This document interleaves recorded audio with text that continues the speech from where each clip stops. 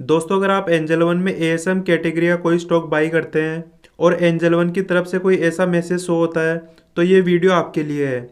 इस वीडियो में हम जानेंगे कि स्क्रिप्ट अंडर सर्विलेंस का ऐसा मैसेज क्यों दिखाई देता है। तो चलिए बिना किसी देरी के वीडियो स्टार्ट करते हैं।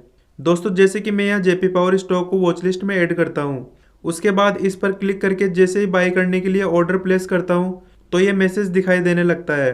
तो दोस्तों, इस मैसेज में बताया हुआ है कि ये स्टॉक सेबी की निगरानी में है। सेबी को शक है कि इस स्टॉक में कुछ न कुछ गड़बड़ हो रही है। इस स्टॉक में प्रमोटर्स की होल्डिंग 50% से ज़्यादा हो रही है, जो कि रिटेलर्स के लिए रिस्की है। इसलिए इस स्टॉक को लॉन्ग टर्म एएसएम की कैटेगरी में मेजर किया जा रहा है। अगर आप ये सब जानते हुए भी इस स्टॉक को बाई करना चाहते हैं, स्टॉक को खरीद सकते हैं।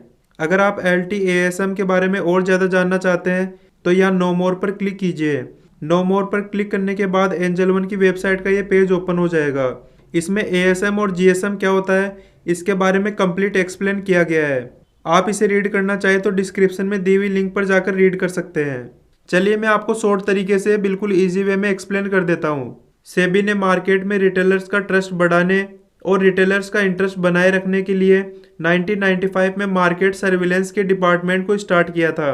यह डिपार्टमेंट मार्केट की एक्टिविटीज़ को मॉनिटर करता है, साथ ही स्टॉक्स प्राइसेस की वॉलीटिलिटी की एनालिसिस करके हर स्टॉक एक्सचेंज की एक्टिविटीज़ को आइडेंटिफाई करता है। साथ ही कॉल ऑक्शन प्राइस बैंड को कम करने, जीएसएम, एएसएम और टी2टी स्टॉक्स की कैटेगरीज को मेजर करने का काम करता है। आगे एएसएम और जीएसएम को एक्सप्लेन किया गया है, जैसे कि एएसएम की full form additional surveillance measures होती है और जीएसएम की full form graded surveillance major होती है।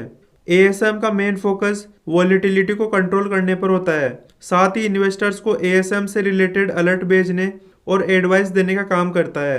एएसएम स्टॉक्स को मेनली दो कैटेगरीज में डिवाइड किया गया है। दो कैटेगरीज में डिवाइड करने के क्राइटेरियाज ये है। यहाँ आगे आपको लॉन्ग टर्म एएसएम लिस्ट में 4 मेन कंडीशंस बताई गई है, जो कि ये है, और लॉन्ग टर्म एएसएम की 4 स्टेजेस बनाई हुई है, जो कि इस प्रकार से है। इसी तरह शॉर्ट टर्म एएसएम लिस्ट की 2 स्टेजेस होती है। दोस्तों, अगर आप एएसएम स्टॉक्स की लिस्ट चेक करना चाहते हैं तो डिस्क्रिप्शन में दी हुई लिंक पर जाकर चेक कर सकते हैं। चलिए अब हम जीएसएम क्या होता है ये समझते हैं। जीएसएम की full form graded surveillance major होती है। जीएसएम का मेन फोकस स्टॉक्स की प्राइसेस का असामान्य तरीके से उतार चढ़ाव और असंतोषजनक फाइनेंशियल रिजल्ट्स पर नजर रखती है। जीएसएम को सेबी ने 2017 में इंट्रोड्यूस किया था ताकि रिटेलर्स को ज़्यादा सावधान कर सके और रिटेलर्स ट्रैप में फंसने से बच सके। इसके लिए बहुत से फैक्टर्स आइडेंटिफाई किए जाते हैं, जैसे कि net worth, book value, earnings, fixed assets, PE multiples etcetera.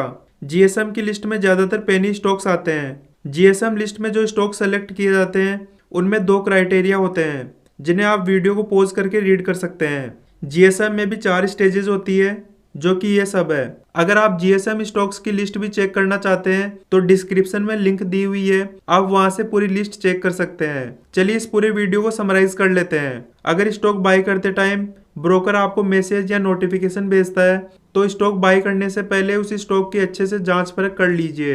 ASM GSM list में शामिल स्टॉक्स एंड पेनी स्टॉक से जहां तक हो सके दूर रहे। ऐसे स्टॉक्स में काम करने से आपको बड़ा कैपिटल लॉस भी हो सकता है। इसलिए वेल्थपुल और उसकी पूरी टीम रिटेलर्स को अवेयर करने के लिए अपना पूरा प्रयास कर रही है। शेयर मार्केट से रिलेटेड डाउट्स के लिए आप वेल्थपुल का free Telegram community group join कर सकते हैं। लिंक डिस्क्रिप्शन में मेंशन है।